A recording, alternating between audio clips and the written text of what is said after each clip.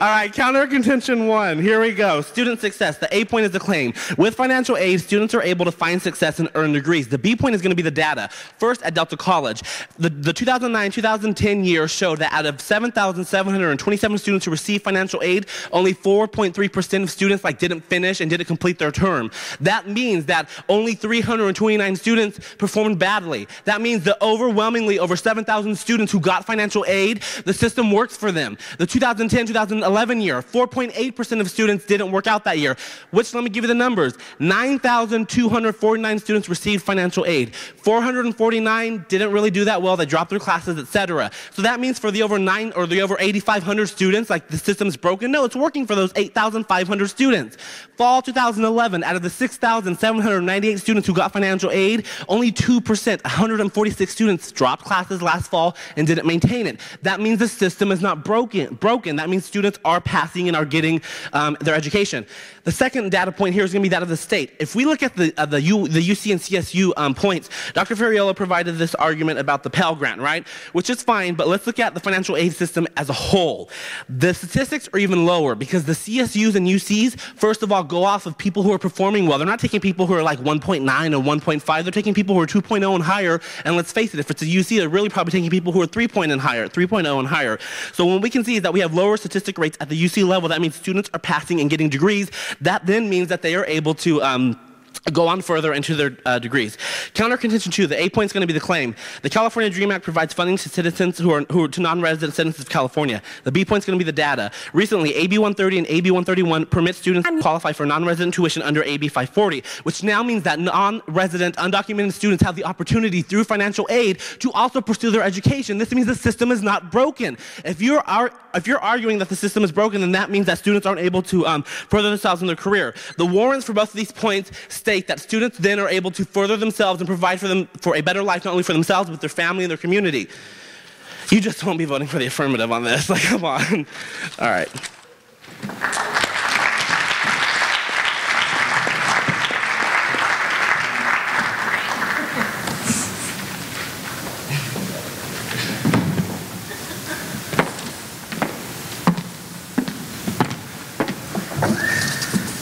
At least someone likes my outfit. God. Nick's all bagging on me. Okay. So, I'm not going to give a roadmap. I'm just going to talk. So the opposition seems to think that if one person in all of California, there's a lot of students, that as long as they get financial aid, then it's not broken. That's really, you think that's a fair definition of broken? Seriously? This is what we're going for? This is your logic? Broken means it's not working. It's not working. Okay, I could have sworn that that's what a PhD doctor said, who he said wasn't credible, which, by the way, you should take that as a personal insult. I'm just saying, I think that it's pretty credible. The problem with the argumentation from the student team is that they're just not getting to the crux of the argumentation that my partner provided in the first speech. Our second contention was really going after that we really need to hold financial aid because it gives opportunities to those. We need to keep fixing it because it denies a lot of people financial aid. For example, the people who are middle class don't have access to financial aid, and their parents don't make enough money to pay for them to go to school, so they end up getting in all that debt that you guys refer to. Sure. Did you guys have any statistics at all? You provided a lot of statistics. How many students aren't getting this, the lower middle class students? Do you have a statistic on that? Okay, hey, everyone in this room, raise your hand if you don't qualify for financial aid because you or your parents make too much money. Okay, awesome. So when you're looking at transferring to a university, how many of you that just raised your hand are also looking at taking out loans in order to afford that education? Okay, Nick, is that your statistic? Is that good enough for you? Does that meet your requirement? Awesome, good job. Okay, so what our problem is with that, you are disparaging the middle class, and you are essentially setting up a dichotomy where you're only going to have an upper class and then a low class, which is why you hear in the news sometimes people referring to the middle class is disappearing.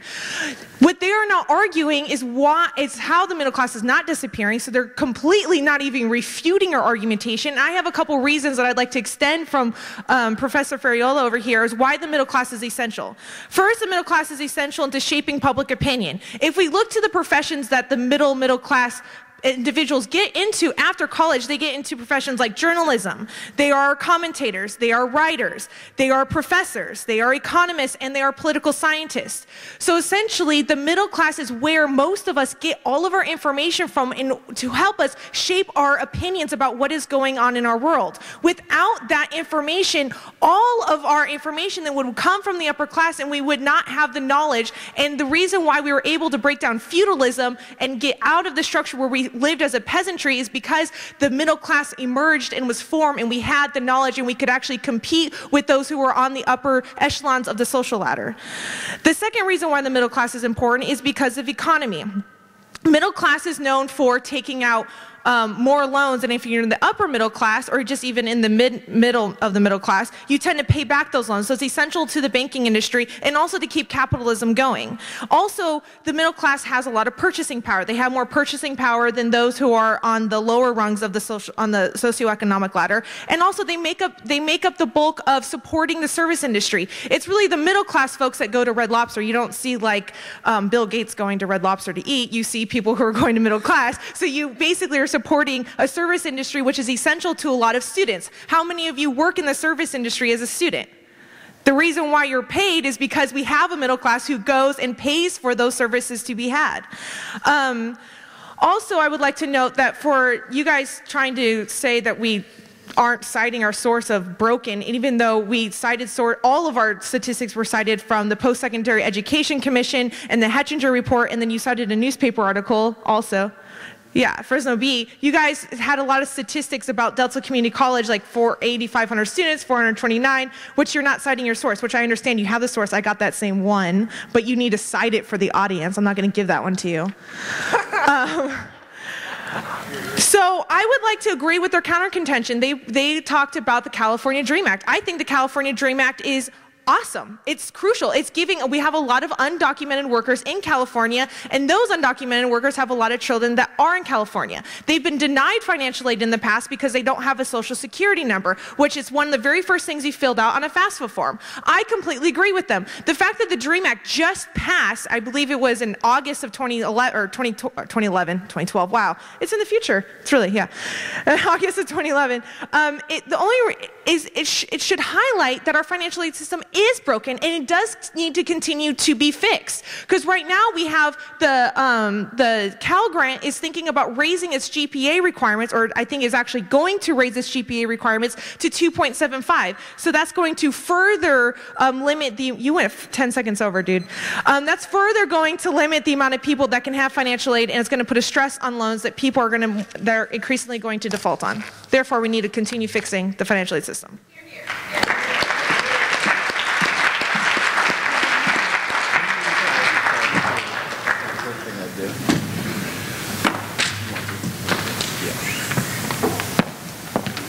Did I get that paper too? Which one? That one. Yeah. Just in case. Hello. All right. I don't speak with mics usually, so this is weird. Take the same order she went. See how I do. That was me. See how I do. First of all, a blanket of thank yous for everyone coming here. Of course, Dr. Ferriolo and Kat have taught me a lot about philosophy, fallacies, which they're committing right now. And then, of course, my debate coach as well. So first, under the argument of definitions. Now, my colleague came up and he told you 4 sources for definitions that mean out of working order, not functioning, dissolved. Even UrbanDictionary.com says unable to function. Even Urban Dictionary realizes this is common sense, and they fail to realize this definition. They're going to lose this debate because of it. Their only response to my partner's clear analysis of how they have a bad definition is that a PhD professor's claim is better. Just because he has a PhD and studied for many years, good for you, that's cool stuff, but he is not a credible source. This is a fallacy called appeal to authority. Simply because he knows better than us on some issues does not mean he has a better definition of broken. So you're going to disregard their garbage definition, and you're going to look at our 4 definitions, which essentially mean the same thing as the primary means to vote for the negative on this case. And their definition is of inadequate makes it seem as if financial aid has to pay for every student, and that's just a bad definition to look at. Under their contention 1 of massive waste, They simply claim that many are denied financial aid, but the point where my partner makes clear analysis that 75% of the people who do get it make great use of it, i.e. get acceptable grades, right? They're moving in CSU, UC systems, that this is in fact not broken, but it is exceeding and is succeeding in its mission. They go on to say that the middle class is losing out. Simply, we're losing out, we can't get as much financial aid simply because, this is really short, I'm like crooking my neck. All right. They claim the middle class is losing out simply because we can't get access to financial aid. I think the middle class is losing out for other reasons. How about number one, a lax tax policy that allows massive amounts of loopholes for which the rich can hire a crap ton of accountants and then, or tax people, and then they get to execute those loopholes. GE last year got like a $500 million or $1 billion refund. It was completely, it wasn't billion. It was million refund, and then the year before was like $250 million. This is equity, even PG&E got a pretty fat refund too. Secondarily, the loss of the middle class can also be attributed to the loss of manufacturing jobs over that same 30 years caused by those same bad trade policies. So at a point where they try to connect financial aid and the lack of access to it to the middle class to the loss of it is just a fallacy. There's no connection there. And furthermore, my reasons are what actually leads to the loss of the middle class, not this strange connection. Question? So are you arguing that the president, Robert Corrigan of San Francisco State University, who just told PBS that the middle class is being systematically priced out of our campuses in California? Are you saying that's wrong? That's really GE's fault? I'm saying in San Francisco they got some crazy ideas, and we shouldn't just take that as fact. Wait, but how much is the president of that school? Oh yeah, and I'd like to ask also, how much does the president make at that school? Isn't he part of the people I'm talking about? Administrators make a crap ton of money. Jeff Marcy, how much is he getting paid? $250,000? $250,000. That's the problem, is high cost of administration and teachers. Teachers' salaries are way too high. That is what is the problem here. That is an ad hominem circumstance. That's an ad hominem fallacy. Keep going. Financial aid is the only thing keeping the middle class afloat. So you're going to see it. This is succeeding, and that is why we're winning. Secondarily, let's see. They got 11 debt, no screen. Yeah. On to the counter contentions, which we brought up. They essentially concede our first counter contention, where my partner brings up how few people are actually dropping from Delta College after they acquire financial aid from us, and that is a statistic to look to. What is it? Only 4.3% of people in 2009, 2010, 4.8, and only 4.8% of people in 2010 to 2011. I need some water. And so we can see these are meaningful statistics. They don't address this at all. As per the rules of the debate, they drop this entire argument, and they're conceding this, that we are in fact winning on counter contention one. You're going to vote here as an audience. You're going to look here. You're going to say, people aren't dropping classes and they're getting financial aid. There is not waste there. The system is not broken. You're going to vote for the neg based on this issue. But on what they do respond to is counter contention two, saying they concede this, that this highlights that the financial aid needs fixing. Yes, you can fix something, but I was going to draw an analogy here. I can't remember. Yeah, which is the point. They acknowledge that it can be fixed. It's not broken. It's merely flawed. And you're going to cross-apply my earlier analysis about how they really don't have a good argument on the definition. And you're going to look here as a point to vote counter contention 2, where the DREAM Act is actually a perfect example of how the system is succeeding for individuals, being a lot more inclusive to people, and you're going to vote neg.